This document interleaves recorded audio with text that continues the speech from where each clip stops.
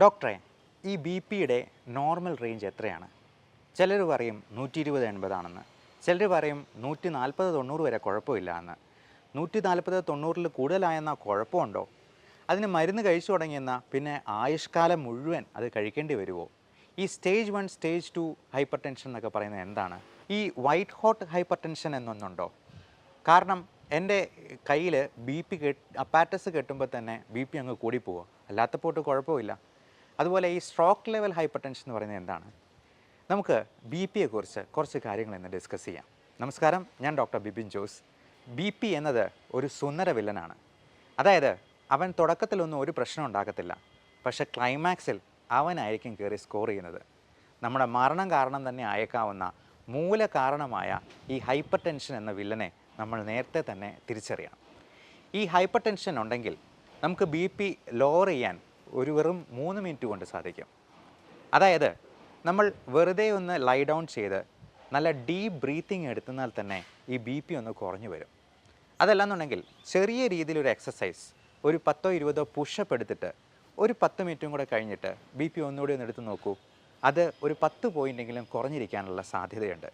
ഇതിന് കാരണം മറ്റൊന്നുമല്ല, നമ്മുടെ ബ്ലഡ് വെസൽസിലുള്ള ബ്ലോക്ക് മാറാനും നമ്മുടെ ബ്രീത്തിങ് പ്രോപ്പറായിട്ട് നടന്ന് ബ്ലഡിൽ ആവശ്യത്തിന് ഓക്സിജനെ സന്നിവേശിപ്പിക്കാൻ ശ്വാസകോശങ്ങൾക്ക് കഴിയുകയും ചെയ്യുമ്പോഴത്തേക്കും ഹാർട്ടിന് അത്രയും ലോഡ് കുറച്ച് പമ്പ് ചെയ്താൽ മതി എന്നുള്ളതാണ് ഈ ബ്ലഡ് പ്രഷറിൻ്റെ ധർമ്മം. അപ്പോൾ ഈ ബ്ലഡ് പ്രഷർ 2 വാല്യൂസ് ഉണ്ട്. മുകളിൽ പറയുന്നത് സിസ്റ്റോളിക്, ഹൃദയം കൺട്രാക്ട് ചെയ്യുമ്പോഴുള്ള പ്രഷർ; ഡയസ്റ്റോളിക് എന്ന് പറയുന്ന ഹൃദയം റിലാക്സ് ചെയ്യുമ്പോഴുള്ള പ്രഷർ. അപ്പോൾ ഇതിനെ മുകളിലും താഴെയുമായിട്ട് 120/80 എന്നാണ് നോർമൽ ബി പി ആയിട്ട് നമ്മൾ പറയുക. എന്നാൽ പെട്ടെന്ന് ഒരു ദിവസം 140-90 കണ്ട് എന്ന് കരുതി നമ്മൾ ഉടനടി അദ്ദേഹത്തിന് മരുന്ന് സ്റ്റാർട്ട് ചെയ്യേണ്ട ആവശ്യമില്ല. അപ്പോൾ ഈ 140-90 എന്നുള്ളതാണ് അതിൻ്റെ ഹൈപ്പർ ടെൻഷൻ്റെ സ്റ്റേജ് ലെവൽ 1 ഹൈപ്പർ ടെൻഷൻ്റെ ഒരു തോത്. അപ്പോൾ ഈ 140-90 കൂടുതലായിട്ട് നമ്മൾ 1-2 ആഴ്ച ഇടവിട്ട് 2 പ്രാവശ്യമെങ്കിലും അതിൽ കൂടുതൽ കണ്ടെന്നാൽ മാത്രമേ ബി പിക്ക് മരുന്ന് സ്റ്റാർട്ട് ചെയ്യേണ്ടതുള്ളൂ. അതല്ലാതെ മരുന്ന് സ്റ്റാർട്ട് ചെയ്യുന്ന ഒരു ഘട്ടമുണ്ട്, സ്ട്രോക്ക് ലെവൽ ഹൈപ്പർ ടെൻഷൻ അല്ലെങ്കിൽ അക്യൂട്ട് ഹൈപ്പർ ടെൻസീവ് ക്രൈസിസ് എന്ന് പറയുന്ന ഒരു തോത്. അത് 180 സിസ്റ്റോളിക്കോ 120 ഡയസ്റ്റോളിക്കോ വരുന്ന ഒരു കണ്ടീഷനിൽ നമ്മൾ അപ്പോൾ തന്നെ ബി പി കുറയാനായിട്ടുള്ള മരുന്നുകൾ കൊടുക്കണം. അല്ലെങ്കിൽ നമുക്കെല്ലാവർക്കും അറിയാവുന്നതുപോലെ സ്ട്രോക്ക് പോലുള്ള പ്രശ്നങ്ങളോ ഹാർട്ട് അറ്റാക്ക് പോലുള്ള വേറെ കോംപ്ലിക്കേഷൻസോ ഒക്കെ ഇവൻ ഉണ്ടാക്കാനുള്ള സാധ്യതയുണ്ട്. അതുമാത്രമല്ല, ഈ ഹൈപ്പർ ടെൻഷൻ ലോങ് ടേമിലേക്ക് ഉണ്ടാകുന്ന കോംപ്ലിക്കേഷൻസ് ഇതിനൊക്കെ അപ്പുറമാണ്. നമുക്ക് പലർക്കും അറിയാവുന്നതുപോലെ പ്രമേഹമല്ല ഈ നെഫ്രോപ്പതി, കിഡ്നി ഫെയിലിയറിന് എല്ലാ കാരണങ്ങളും ഉണ്ടാക്കുന്നത്. അതിന് പ്രധാനപ്പെട്ട രണ്ടാമത്തെ വില്ലനാണ് ഈ പറയുന്ന ഹൈപ്പർ ടെൻഷൻ. ഹൈപ്പർ ടെൻസീവ് നെഫ്രോപ്പതി എന്നൊരു ടേമുണ്ട്. അതുപോലെ കണ്ണുകളുടെ കാഴ്ച കളയാനും പ്രമേഹം തന്നെ ആവണമെന്നുമില്ല. ഹൈപ്പർ ടെൻസീവ് റെറ്റിനോപ്പതി എന്ന് പറയുന്ന ഈ വില്ലൻ ഉണ്ടാക്കുന്ന പ്രശ്നങ്ങൾ കണ്ണിൻ്റെ കാഴ്ച എടുത്ത് കളയാനും മതി. അപ്പോൾ ഈ ഹൈപ്പർ ടെൻഷനെ നമുക്കൊന്ന് കൺട്രോളിൽ കൊണ്ടുവരാനായിട്ട് എന്തൊക്കെ ഭക്ഷണത്തിൽ ശ്രദ്ധിക്കാം എന്നുള്ളത് നമുക്ക് നോക്കാം. ഡാഷ് ഡയറ്റ് എന്നത് നമ്മൾ പലരും ചിലപ്പോൾ കേട്ടിട്ടുണ്ടാവും. ഈ ഡാഷ് എന്നുള്ളതിൻ്റെ ഫുൾ ഫോം തന്നെ നമ്മൾ അറിഞ്ഞിരിക്കണം. Dietary approach to stop hypertension എന്നാണ്. നമുക്കറിയാവുന്നതുപോലെ ഉപ്പ് പരമാവധി കുറച്ച് ഉപയോഗിക്കുക എന്നുള്ളതാണ് ഇതിനകത്ത് ഏറ്റവും പ്രധാനമായിട്ടുള്ള സംഗതി. അപ്പോൾ സോഡിയത്തിൻ്റെയും പൊട്ടാസ്യത്തിൻ്റെയും ലെവലൊക്കെ നമ്മൾ കറക്റ്റായിട്ട് മെയിൻറ്റെയിൻ ചെയ്തുകൊണ്ട് തന്നെ വേണം. ഉപ്പ് ഒരുപാട് കുറച്ചെന്നാൽ ചില ആൾക്കാരിൽ അത് ഹൈപ്പോനൈട്രീമിയ, സോഡിയം കുറഞ്ഞു പോകുന്ന അവസ്ഥയിലേക്ക് എത്തിക്കാറുണ്ട്. അതോടൊപ്പം ഡയറ്റിൽ മാക്സിമം വെജിറ്റബിൾസും ഫ്രൂട്ട്സും ഉൾക്കൊള്ളിക്കുക. കാർബോഹൈഡ്രേറ്റ്സിൻ്റെയും സോൾട്ടിൻ്റെയും ഉപയോഗം കുറയ്ക്കുന്ന പോലെ ഷുഗറും പരമാവധി കുറയ്ക്കുന്നതായിരിക്കും നല്ലത്. കാര്യം നമ്മുടെ ബോഡി വെയ്റ്റ് കൂടുന്തോറും ഈ ബ്ലഡ് പ്രഷറും കൂടാനുള്ള ഒരു സാധ്യത വളരെ അധികമുണ്ട്. അപ്പോൾ ഈ മരുന്നൊന്നുമില്ലാതെ തന്നെ ബി പി കൺട്രോളിൽ കൊണ്ടുവരാൻ ഒരു എളുപ്പ വഴിയുണ്ട്. നമ്മുടെ വെയ്റ്റ്, നമ്മുടെ BMI 25-ൽ താഴെ ആക്കുന്നത് വരെ ഒന്ന് കുറച്ച് കൊണ്ടുവരിക. ഒരു 3-4 കിലോ വെയിറ്റ് കുറച്ചെന്നാൽ പോലും ബി പി അത്ര കണ്ട് ലോവർ ആകും എന്നുള്ളത് പ്രത്യേകം മനസ്സിലാക്കുക. അപ്പോൾ an apple A day keeps A doctor away എന്ന് നിങ്ങളൊരു പഴഞ്ചൊല്ല് കേട്ടിട്ടുണ്ടാവും. അതുപോലെ A banana A day keeps B P at bay എന്ന് വേറൊരു പഴഞ്ചൊല്ലും കൂടി നമുക്ക് പറഞ്ഞ് കേൾക്കാം. അപ്പോൾ ബനാന എന്ന് പറയുന്നത് വളരെയധികം പൊട്ടാസ്യം സമ്പുഷ്ടമായ ന്യൂട്രിയൻസ് ഉള്ള, എന്നാൽ ആൻറ്റി ഓക്സിഡൻസ് അടങ്ങിയിട്ടുള്ള ഒരു വളരെ നല്ല ഭക്ഷ്യവസ്തു തന്നെയാണ്.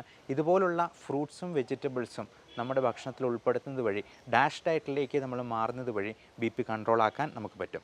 അതോടൊപ്പം എക്സസൈസ്, ഞാൻ നേരത്തെ പറഞ്ഞതുപോലെ ഈ എക്സസൈസ് എന്ന് പറയുന്നത് നമുക്ക് അപ്പോൾ ആ സമയത്ത് ചിലപ്പോൾ ബി പി കൂടുതലായെന്നാലും അത് കഴിഞ്ഞൊരു 10 മിനിറ്റ് കഴിയുമ്പോഴത്തേക്കും ബി പി നോർമൽ ലേക്ക് വരുന്നതായിട്ട് നമുക്ക് കാണാം. അപ്പോൾ ഈ ഒരു 5 മിനിറ്റ് നമ്മൾ നല്ല പുഷപ്പ് എടുത്തെന്നാൽ, ഒന്ന് ഓടിയിട്ട് നോക്കിക്കഴിഞ്ഞാൽ ബി പി നോക്കിക്കഴിഞ്ഞാൽ അത് നോർമലിലേക്ക് വരുന്നതായിട്ട് കാണാം. അല്ലെങ്കിൽ ഒരു 10 പോയിൻ്റെങ്കിലും കുറഞ്ഞിരിക്കുന്ന കാണാം. അത് കാരണം നമ്മുടെ ഹൃദയത്തെ അത് സ്ട്രോങ്ങർ ആക്കുന്നു, ബ്ലഡ് വെസൽസിലുള്ള റെസിസ്റ്റൻസ് പരമാവധി കുറയ്ക്കുന്നു, ലങ്സ് കൂടുതൽ പ്രവർത്തനക്ഷമമാകുന്നത് വഴി ബ്ലഡിൽ ആവശ്യത്തിന് ഓക്സിജൻ ഉണ്ടാകുന്നു. നമ്മൾ പലപ്പോഴും പറയാറുണ്ട് heart and lungs are made for each other എന്ന്. ഭാര്യ ഭർത്താക്കൻ പോലെ രണ്ടുപേരും ഒരുമിച്ച് വർക്ക് ചെയ്തെന്നാൽ മാത്രമേ നമ്മുടെ ഹൃദയവും ശ്വാസകോശവും ഭാര്യ ഭർത്താക്കന്മാരെ പോലെയാണ് എന്ന് പറയുമ്പോഴാണ് നമ്മുടെ ബോഡിയുടെ ആരോഗ്യം, ബി പി പോലും കറക്റ്റായിട്ട് മെയിൻറ്റെയിൻ ചെയ്യുക എന്നുള്ളത് മനസ്സിലാക്കുക. പലപ്പോഴും പല മരണങ്ങളുടെയും മൂലകാരണം കാർഡിയോ റെസ്പിറേറ്ററി അറസ്റ്റാണ്. ഒന്നെങ്കിൽ ഹൃദയം നിന്ന് പോവും, അല്ലെങ്കിൽ ശ്വാസകോശം നിന്ന് പോവും, അല്ലെങ്കിൽ ഇത് രണ്ടും ചേർന്ന് ഒരുമിച്ച് സ്തംഭനാവസ്ഥയിലേക്ക് പോകുന്നതായിട്ട് കാണാറുണ്ട്. ബാക്കി ഒരു 10% ബ്രെയിൻ ഡെത്ത്, 90% ഈ കാർഡിയോ റെസ്പിറേറ്ററി അറസ്റ്റ് ആയിരിക്കും. ബാക്കി 10% മാത്രമാണ് ബ്രെയിൻ ഡെത്ത് കൊണ്ടുണ്ടാകുന്നത്. അപ്പോൾ അങ്ങനെയുള്ളപ്പോഴാണ് നമ്മൾ പലപ്പോഴും അവയവദാനത്തിന് വേണ്ടിയൊക്കെ ആ അവയവങ്ങളെ ഉപയോഗിക്കാൻ പറ്റുക. അപ്പോൾ ഹൃദയവും ശ്വാസകോശവും അറസ്റ്റിലേക്ക് പോയിട്ട് മരിച്ചു പോകുന്നതാണെങ്കിൽ നമുക്ക് ആ അവയവങ്ങളൊന്നും ഉപയോഗിക്കാനായിട്ട് പറ്റാതെ വന്നേക്കാം. അപ്പോൾ ഈ ബ്ലോക്ക് ഇല്ലാത്ത വെസൽസ്, ബ്ലഡ് വെസൽസ് ഉണ്ടാക്കാനും നല്ല വെജിറ്റബിൾസ്, ഫ്രൂട്ട്സ് ഭക്ഷണത്തിൽ ഉൾപ്പെടുത്തി നമ്മുടെ ബി പി കൺട്രോൾ ആകാനും പ്രത്യേകമായിട്ട് ശ്രദ്ധിക്കുക. ഇനി ബി പിയുടെ മെഡിസിൻസ് തുടങ്ങുകയാണെങ്കിൽ അത് ഈ പറഞ്ഞതുപോലെ 2 ആഴ്ചയിൽ ഏറെ ഇൻ്റർവെൽ കൊടുത്ത് അപ്പോൾ 2 പ്രാവശ്യവും ബി പി കൂടുതലാണെങ്കിൽ മാത്രമേ ഇത് കഴിക്കേണ്ടി വരുന്നുള്ളൂ. എന്നിരുന്നാലും തുടങ്ങിയെന്ന് പറഞ്ഞത് ആയുഷ്കാലം കഴിക്കേണ്ടി ഒന്നും വരത്തില്ല. ബി പി നോർമലായി കഴിഞ്ഞാൽ നമുക്ക് നിർത്താം. ഈ പറഞ്ഞ മാർഗ്ഗങ്ങളിലൂടെ, ഡയറ്ററി മോഡിഫിക്കേഷനിലൂടെ, ലൈഫ് സ്റ്റൈൽ മോഡിഫിക്കേഷനിലൂടെ നമുക്കത് വരുതിയിൽ വരുത്താൻ പറ്റുന്നതാണ്. മെഡിസിൻസ് തന്നെ പല തരത്തിലുണ്ട്.